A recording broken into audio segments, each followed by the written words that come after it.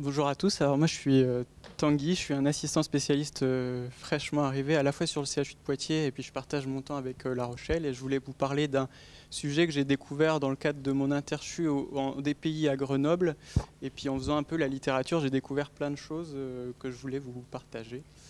Alors c'est parti, alors déjà c'est un domaine, oui. Ah, il n'est pas assez près, là c'est bon. Ce que j'ai trouvé, on va dire, c'est à la conjonction entre trois domaines, l'étude de l'embryon in vitro, l'échantillonnage de l'embryon pour les analyses qui est de moins en moins délétère, on va le voir, et puis l'arrivée des nouvelles technologies d'analyse génétique qui sont de plus en plus informatives. Donc bien sûr, moi, j'ai pas pu faire ça chez moi parce que c'est le cadre légal et éthique en France interdit ce type d'études, mais c'est des études qui ont été faites bien à l'étranger où c'est possible, donc c'est notamment des études chinoises sans surprise. Voilà, alors pourquoi faire ça parce que on constate en PMA une faible capacité reproductive naturelle de l'espèce humaine et donc la PMA, elle veut améliorer son taux de succès qui reste aux alentours de 30% avec sur 76 000 transferts que 17 enfants nés vivants. Donc le but, c'est quand même d'améliorer le nombre de naissances d'enfants nés vivants à partir du nombre d'embryons cultivés. Et donc c'est un peu l'objectif ultime. Alors pour ça, il faudrait identifier et sélectionner les embryons qu'on va appeler à haut potentiel de manière fiable, parce que pour l'instant, on a bien sûr des outils à disposition, c'est l'analyse morphocinétique, mais qui reste assez subjectif et insuffisante pour connaître le développement futur de l'embryon, sa capacité implantatoire, etc. Et donc voilà un petit peu ce qui est fait actuellement, la classification, les différents morphologies d'embryons qui peuvent nous aider à définir un peu l'avenir de cet embryon, au stade préimplantatoire bien sûr. Donc voilà l'intérêt d'un outil un peu prédictif, objectif. Alors comment on peut faire? Déjà on peut obtenir un échantillon, mais vous voyez il y a différents moyens d'obtenir un échantillon à partir d'un embryon. On peut prendre le globule polaire, on peut prendre quelques blastomères, c'est ce qui est fait actuellement dans les labos de DPI classiques ciblés quand il y a un risque de transmission de pathologie génétique. Et puis, il y a d'autres possibilités. On peut faire une biopsie de trophectoderme. Ça, c'est en cours, on va dire, dans les laboratoires de DPI maintenant.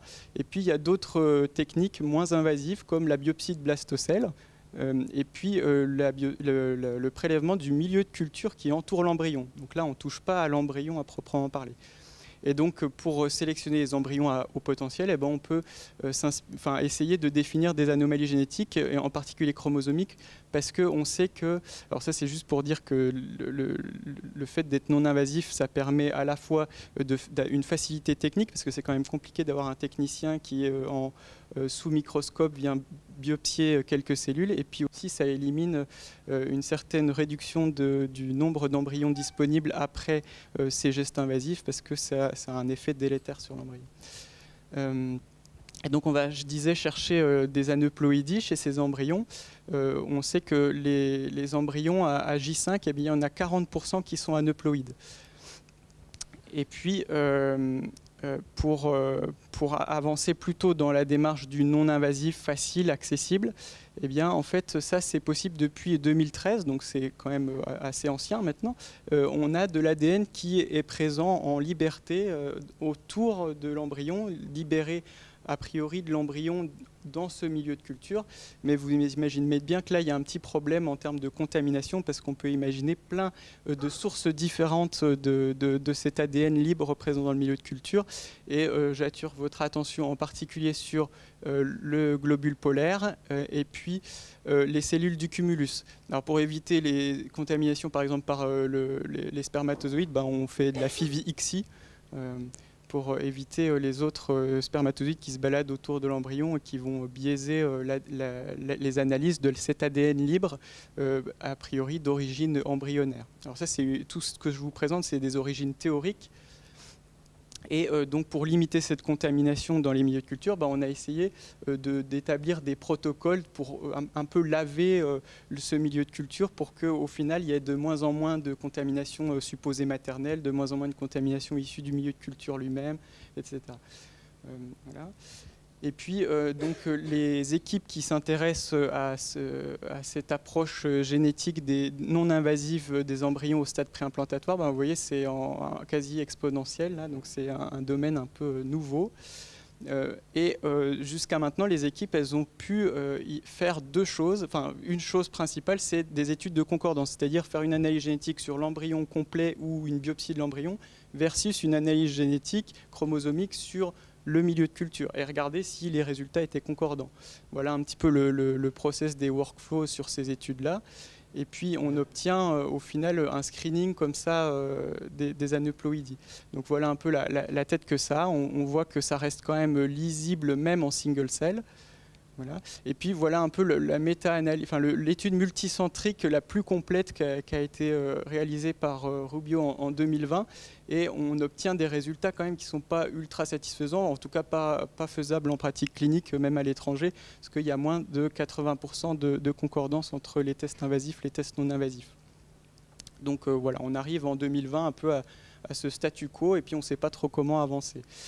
Ça, c'est juste pour vous montrer qu'il y a quand même des échecs d'amplification lorsqu'on s'attelle aux analyses chromosomiques des milieux de culture. Et puis simplement pour vous montrer qu'il y a quand même un faible pourcentage d'analyses d'un milieu de culture qui sont en faveur d'une euploïdie en concordance avec ce qui a été étudié sur l'embryon total. Mais je ne vais pas plus loin là-dessus, on pourra y revenir si vous voulez.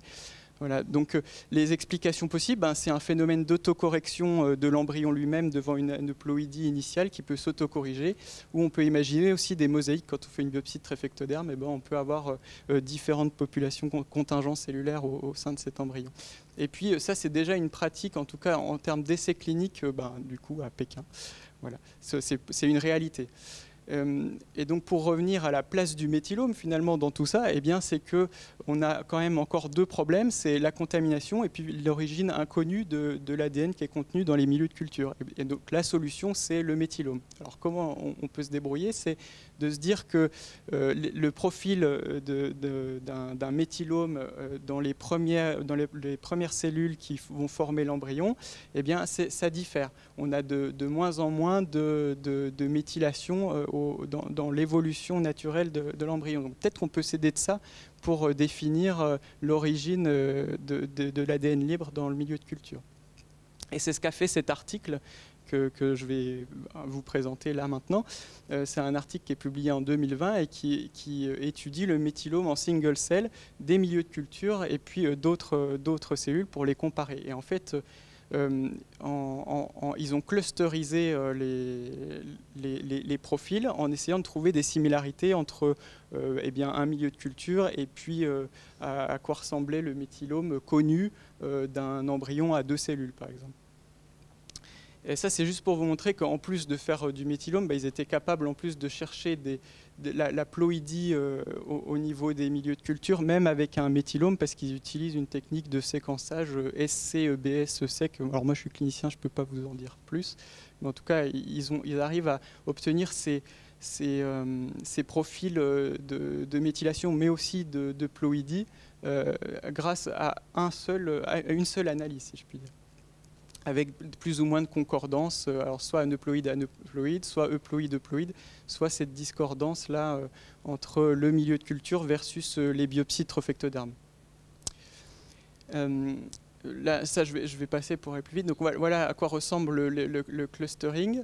Et puis le but, c'est de profiler en fait le méthylome du milieu de culture, le comparer à des similitudes dans le méthylome par rapport à des cellules qu'on connaît avec des profils bien définis. Ça, je vais passer, mais en fait, ils peuvent prédire le taux de contamination en simulant des contaminations. Ils ont rajouté, par exemple, un génome ou 2 génomes d'origine du cumulus ou d'origine du globule polaire, et puis ils ont pu calculer la fraction prédite versus la fraction connue équivalente. Donc ils ont pu, on va dire, confirmer leur modèle.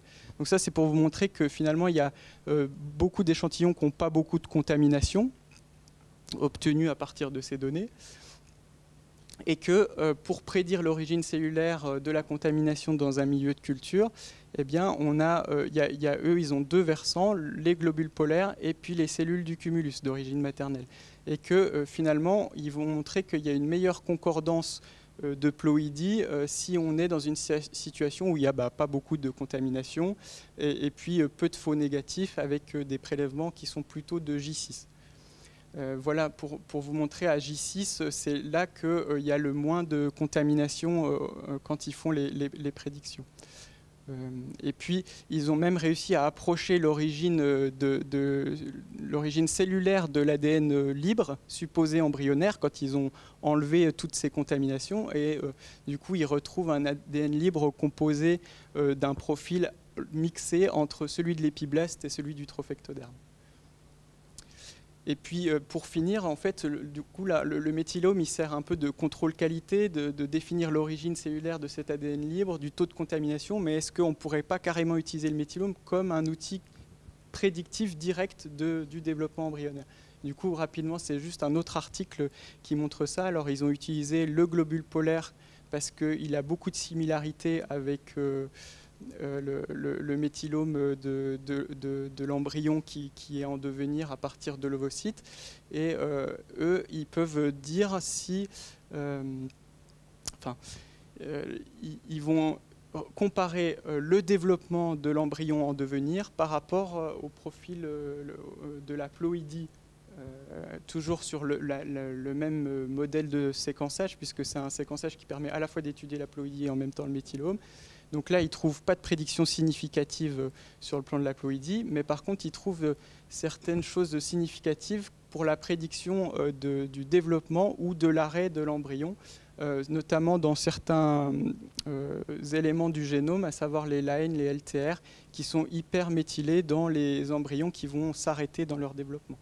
Et puis là, ils ont aussi montré qu'il y a des gènes qui ont un delta de méthylation entre ceux qui se sont arrêtés et puis ceux qui ont poursuivi leur développement. Donc voilà, c'est des pistes, et le début, c'est une autre possibilité d'utilisation du méthylome un peu hors champ, hors cadre par rapport à ce que nous, on a l'habitude de voir. J'espère que ça vous a un peu intéressé. C'est des études génétiques non invasives de cet embryon. C'est une réalité à l'étranger, mais pas vraiment en France. Et à tel point qu'il y a déjà des enfants qui sont nés de ce genre de technique. C'est un enjeu majeur de PMA, améliorer le taux de naissance vivante par rapport aux embryons cultivés. C'est des études préliminaires qui pourront un peu déboucher sur d'autres études d'analyse du méthylome dans ce cadre-là. C'est à l'intrication des deux domaines de la génétique de la PMA. Il y a pour l'instant peu d'études, peu de publications, mais ça va venir, je pense. Et puis on peut imaginer plein d'autres applications de ce type au méthylome, par exemple dans le cadre de la police scientifique par rapport aux contaminations, ou pour les ponctions de liquide amniotique, par exemple, ou dans des contrôles qualité dont je n'ai même pas encore imaginé. Mais, voilà.